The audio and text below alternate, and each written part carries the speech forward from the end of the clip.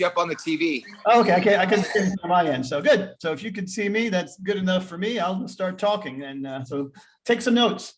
So what I'll share with you first, Ryan and team on there is what I shared with you guys a couple of weeks ago on a call that the experts were predicting an early 22 season, right? That I'd encourage you guys not to fall asleep behind the wheel throughout the holidays, that this winter is going to be much, much busier than all other winters in real estate. And it's starting to pan out that way. So let me share with you. I'll do a little screen share and I'll show you a couple graphs and charts. Okay, sounds good. All right, so I'll read you the first one. The demand for housing in the United States has reached a fever pitch, a trend that opposes the norm of this time of the year when the market cools as the winter months set in on there.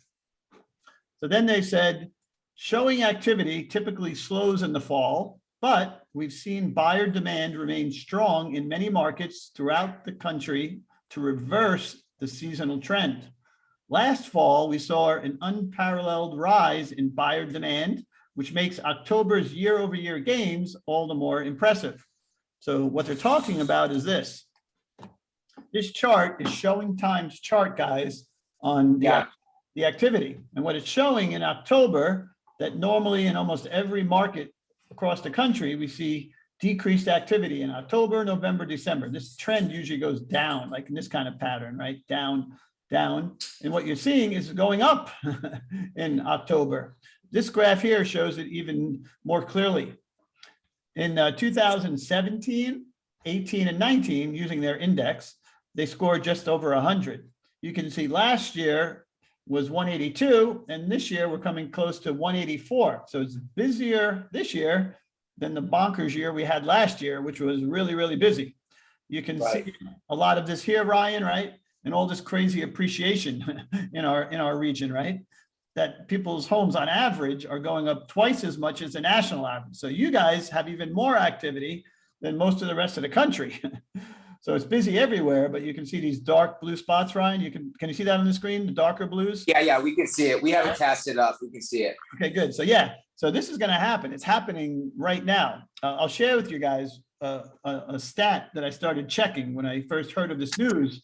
Ryan, I've been checking my team's pendings for January coming up. And my teams, a lot of them, Ryan, they have twice as many deals pending right now than they had closed in 2021 January on there. So I definitely see the pattern holding true. Ryan, what do you know about forbearance? I know that there was like 7 million people in forbearance and they are all mostly coming out at this point. Is that correct? That is correct. We started here, like Ryan told us, above 6 million, and now we're under 1 million, Ryan. And I will share the good news. This million, most of these people have good equity in these homes. So we are not going to see any of this this fallout. So matter of fact, Ryan, it's become such a non-issue. They used to check this number every week. You can see from our chart, it's now a monthly number because it's such a non-issue at all. So the reason I'm sharing this with you is, although I know this to be true and all the experts know it to be true, our friends over at the news agencies still are trying to sell airtime, Ryan. And look what CNBC just reported a couple of weeks ago. Thousands could soon lose or sell their homes as COVID mortgage bailouts expire. Not true, but Ryan, you could definitely get a buyer this week that saw this report and believes it. And now you've got to re-educate them on what's really happening out there. Because if they're waiting for this foreclosure wave to come, they're going to be quite saddened when it doesn't happen, because it's not going to happen. Exactly. But they might think it, and rightfully so. A lot of people believe what they hear and see on the news, even though a lot of it's not true sometimes. So keep that in mind, and then re-educate them that that's not a fact that's going to happen. And of course, because of all this demand, right, you're going to have appreciation again. Whenever you have more sellers than you have buyers. So Ryan, what are the 3 factors that are working against buyers right now, and why you might encourage them to jump into the market sooner than they were thinking? I would definitely say interest rates are supposed to rise, number one. Yep. What else? I would also say home prices are still going to go up in the coming years. So that's number two. Yep. Third one? Maybe inventory or to competition. Well, lack of inventory will cause the prices to go up, so they go hand in hand. Right. The answer is inflation. Inflation. We are in an inflationary period, Ryan. So what that means, every dollar you earn is worth less and less, and everything you're trying to buy is becoming more and more expensive.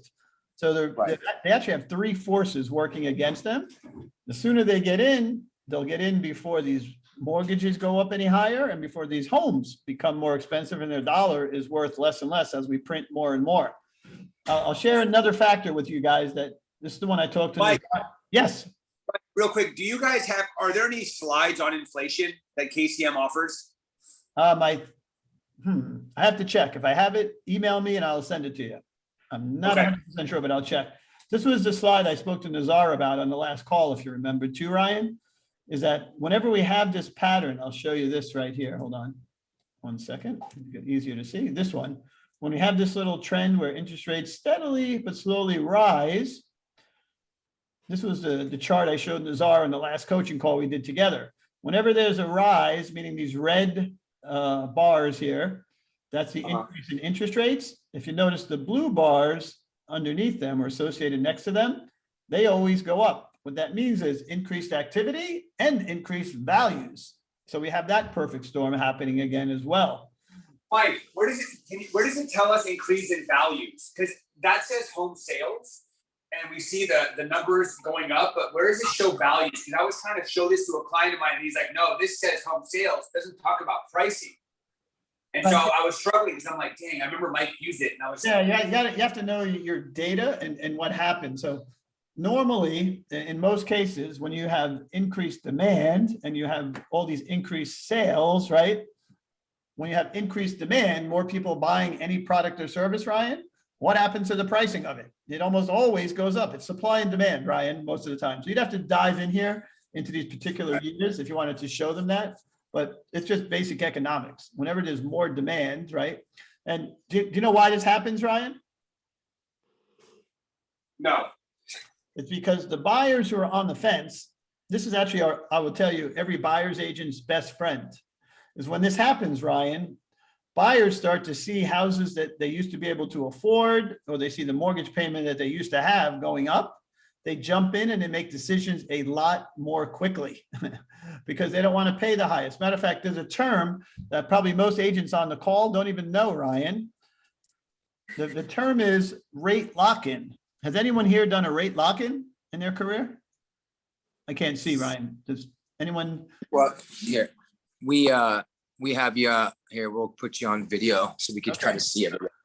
Okay, good. Anybody got a rate lock-in? I never have. No, see, so No.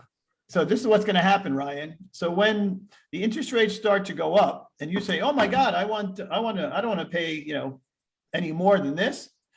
Something you could get from your loan officer, your lender, is a lock on today's interest rate. Here's the challenge, Ryan. That rate lock-in is good usually, depending on the bank, 30 to 60 days. And if you don't get into contract within the 30 to 60 days, guess what? Your prevailing interest rate is going to be that new rate a month or two from now, which is going to be significantly higher than what you're locked in at here. So they freak out. They don't want to pay the higher rate. So they jump in much, much sooner, not to pay the higher interest rate. So you'll talk about this, then we'll talk about it more as interest rates start to rise, but this will be your best friend. And again, that sparks a demand, Ryan, for the prices to go up, because we can also get this rush of buyers into the market with the same amount of supply is what's going to happen on there. So that's why that happens on there. So with that being said, let me share with you guys the best way to work, right, with your business moving forward. So number one is a quote, Ryan, I learned from my first coach. Very simply, he said, Mike, how much money do you want to make in real estate? Here's the magic formula. It's the size of your database and how well you communicate with it. So I don't know if you know or not, but in real estate, your database, if it's put together well and you communicate with it well, there's a 10% conversion rate. That's how often someone moves. So if Ryan had 100 people in his database and he communicated with them consistently, guess what? I could guarantee you about 10 deals. But Ryan, if you had 200 people in your database and you communicated with them in the same fashion, guess what? You would have 20 deals next year. It's that simple. So Right. yeah, you're almost getting tired there, right? Yeah, I was getting there holding it for everybody, so that's I know. okay. Because No, I definitely appreciate it, Ryan. So let me give you these steps. So write these down if you can. These are the steps to I'm sharing with my other teams and my personal teams on how we work our database. So number one is we've got to build out our database. So who should be in your database? Number one, your sphere, right? You have everyone that you know in your database, your friends, your family, your neighbors, people you go to church with, you know, people from previous careers, maybe. Number two, all of your clients, right? Your past buyers you've worked with, right? I don't know if you help some sellers sell their homes, any of your leads you're working with, group number two. Group number three, if you're doing open houses, right? Anybody that's come to an open house should go into your database so you could nurture them.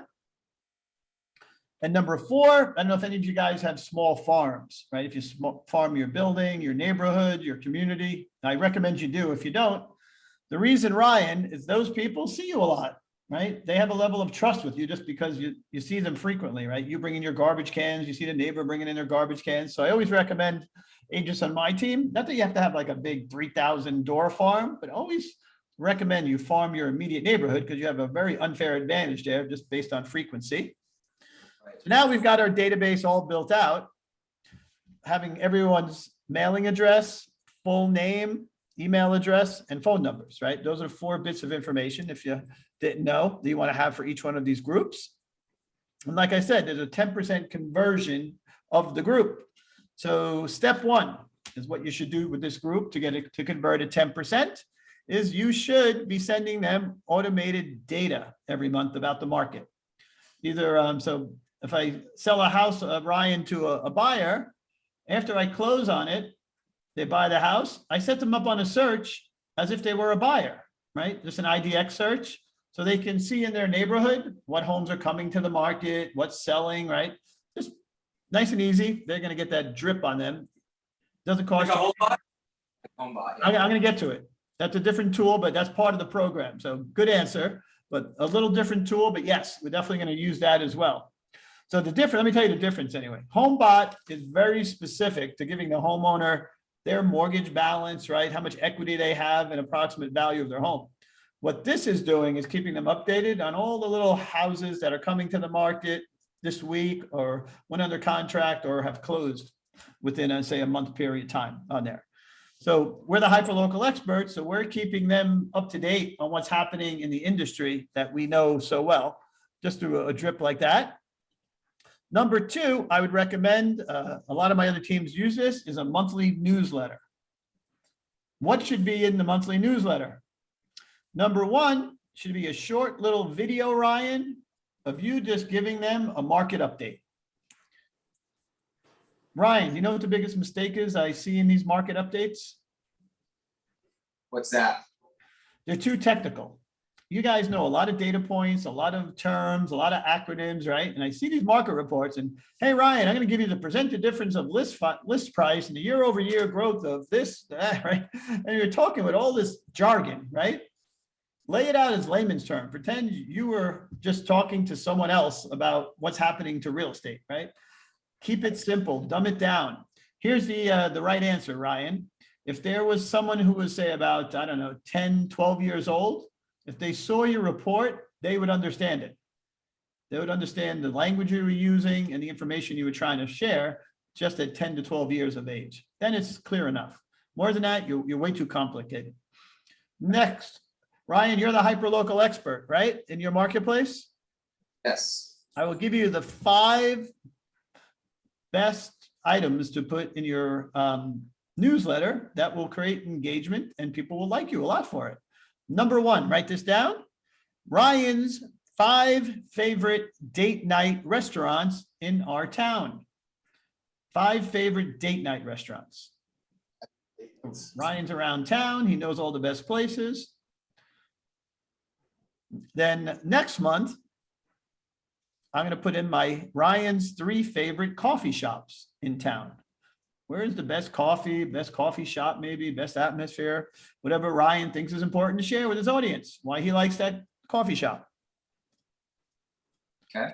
Number 3, Ryan's 6 favorite lunch spots in town.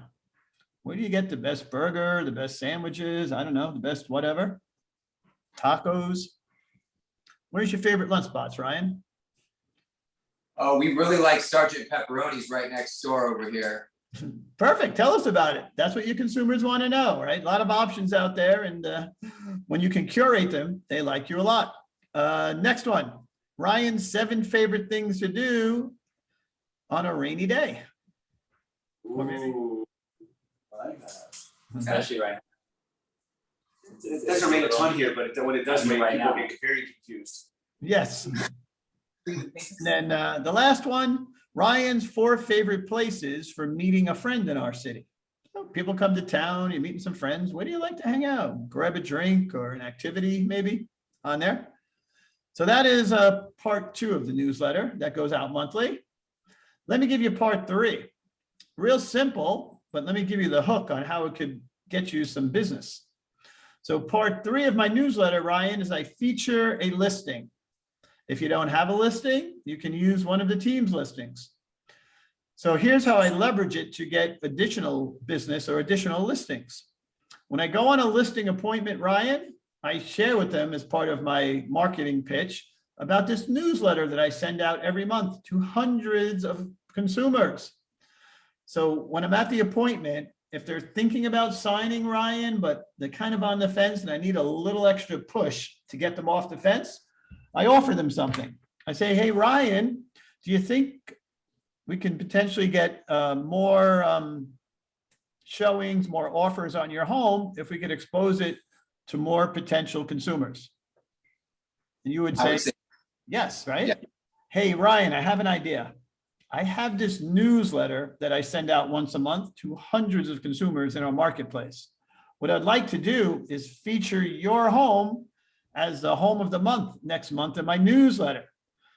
The only challenge is I need to get the paperwork signed and get just at least a front picture of the home, because I send out the newsletter, in the last week of each month, and it's already the 20th. So if we can get this paperwork out of the way, Ryan, I would love to have you featured in the newsletter and expose your home to even more buyers in our neighborhood on there. I tell you this works. How do I know? Is because before this little trick I'm giving you, when I started real estate, Ryan, 18 years ago, we used to advertise homes in newspapers and magazines. We didn't have the internet. There wasn't a Zillow site or Realtor.com. Those publications, Ryan, they always had a run date, and you had to submit all of the information to go in the magazine by a certain date. And I learned, I would tell the seller, hey, if you want to be in the magazine, we've got to, get the picture done and the paperwork done by this date.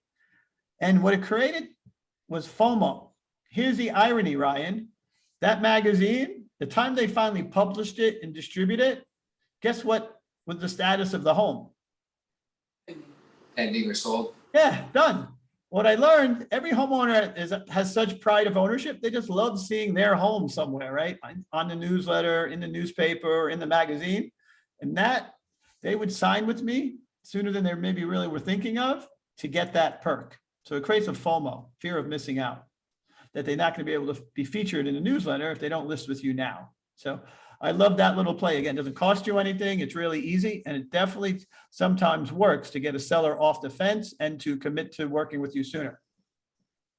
Next tool, you guys had mentioned it, is HomeBot, right?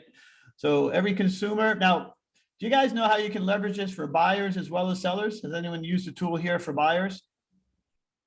We know you can leverage it with buyers. You put their information they're looking for, and it starts sending them like shots of like ratings in different areas, and if it's hot or if it's not, right? There's a buyer feature on it. Yes, it's not well known. That's why I'm bringing it up. Most people think of it as a seller tool, but yes. So use it for buyers. It'll give you a heat map on areas that have a lot of activity or maybe more competitive, less competitive. And then for our sellers, obviously, right? We're going to set them up, give them a up-to-date on their equity, mortgage balance on there.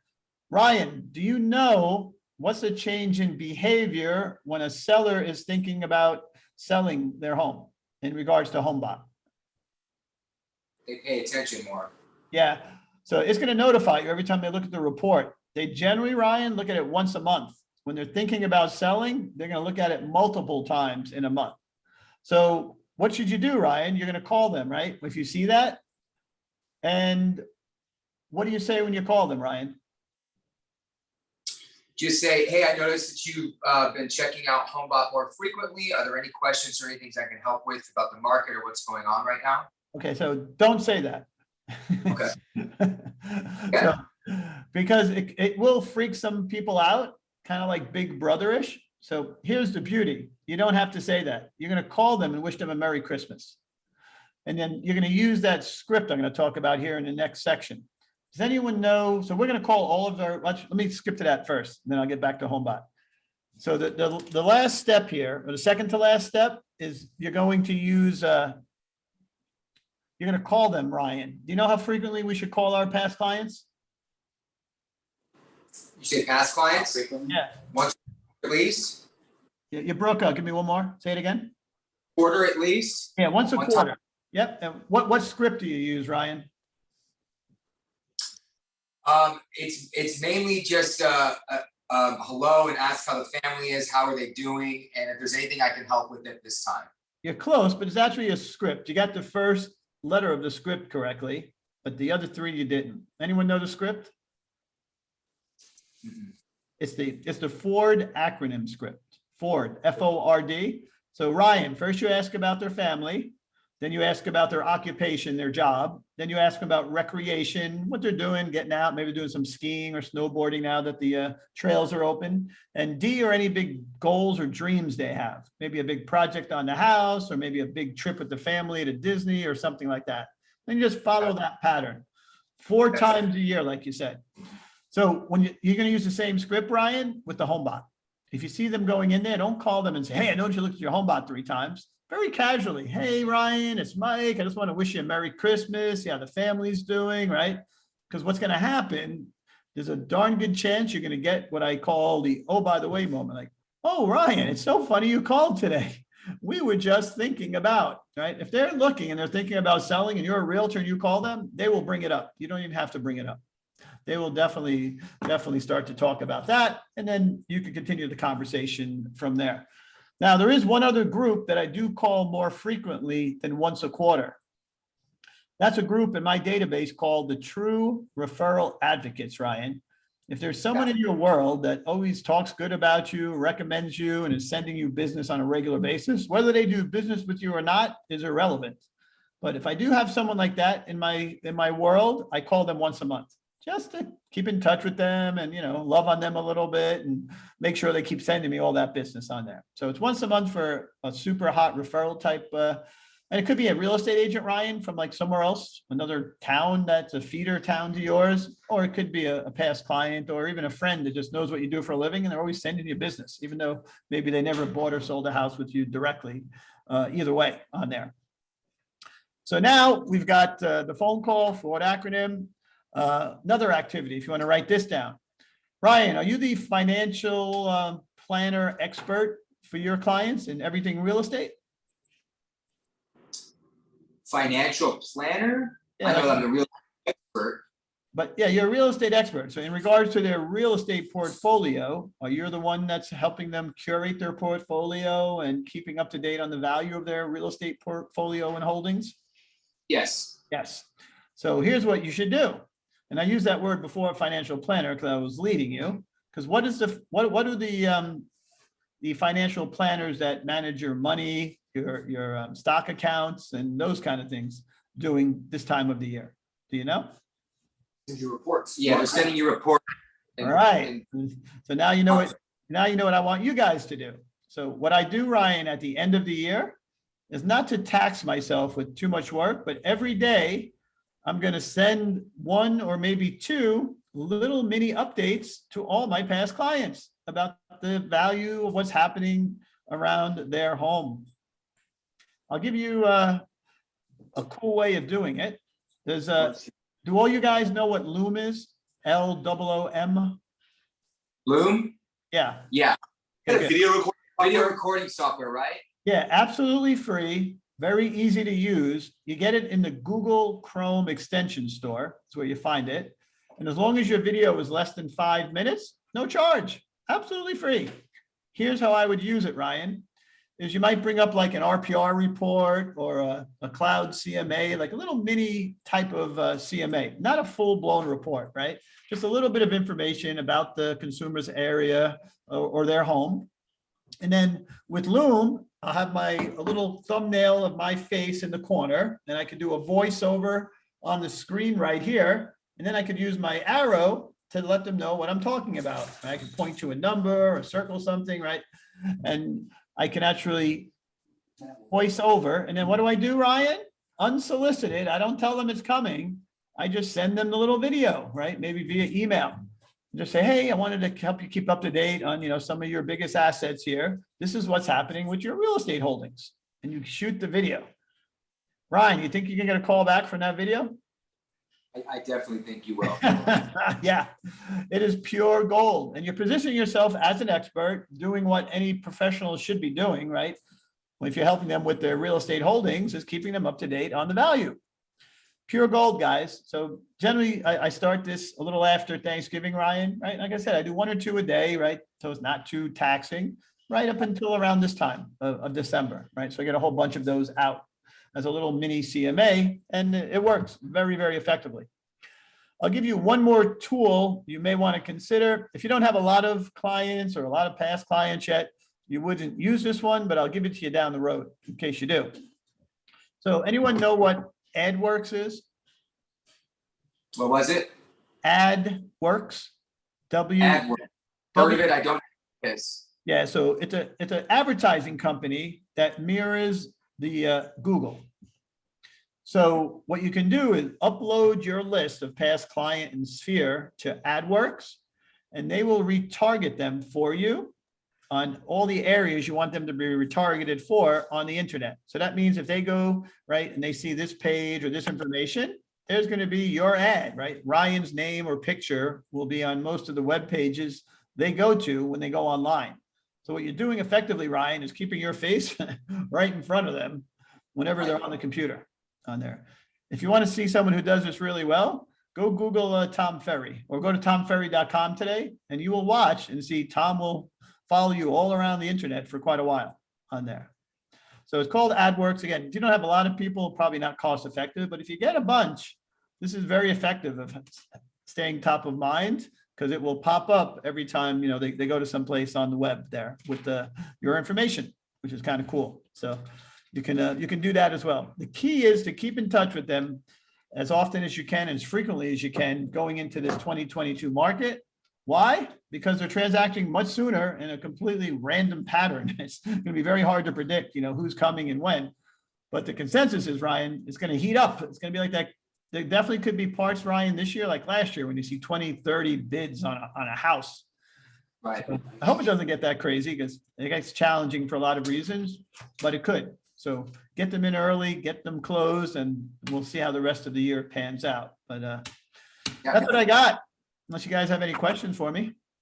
No, man, I love this stuff. This I is mean, great. I've been doing real estate forever, and it's nice to just go back and do these foundational things that we've just forgotten to do. And I don't know, Robin, I'm sorry. I could barely see you. I just realized it was you. are we the only ones on the call today? Yeah, I don't know what happened. So that's the weird part. So I was asking Ryan where everyone else was. I don't know if they dropped the ball, the link, or they forgot. So yeah, I have it recorded. I'll send it out to them. But That there wasn't going to be a call next Monday because the holiday, but there was a call today, and it was in our schedule. So yeah, I love this stuff because, again, going back to like the 4 steps of the objection handling and like treating your database the way we should be. These are things that like kind of you go into autopilot, so they're amazing refreshers. And a lot of these things we've sort of dropped the ball on it. So getting back to what got us here is just going to be great as we close out the year. yeah, Pick up a few more people. yeah, you got it right. That's exactly Robert, why I do this, because I don't randomly do this. I start talking to agents and I find out what group is the group that the agents communicate least with my whole career, their database. They'll chase a lead. They'll try to meet the buyer here, right? They'll do the open house, but for some reason, they spend the least amount of time with the group that converts at the highest percentage, ironically. Very true. And here's the other two factors. They communicate with that group the least, they spend the least amount of money on that group, and they spend the least amount of time. And again, ironically, the group that would bring you the most amount of money, for most, not all, but for most. So It's just like anything else in life. We take things for granted, and I think a lot of agents take their database for granted. yeah, let me give you the statistic, and I'll let you guys go. The reason you don't want to take that past client for granted is 85% of buyers said they love their agent and they would work with them again, but only about 10% actually do. Why? Because we don't keep in touch with them. They could hardly remember us, and then our competitors start marketing to them, and we are quickly forgotten on there. So it goes from 85 to 10. They would work with you. You just got to stay in touch with them, and we don't. No, we don't do it well for most.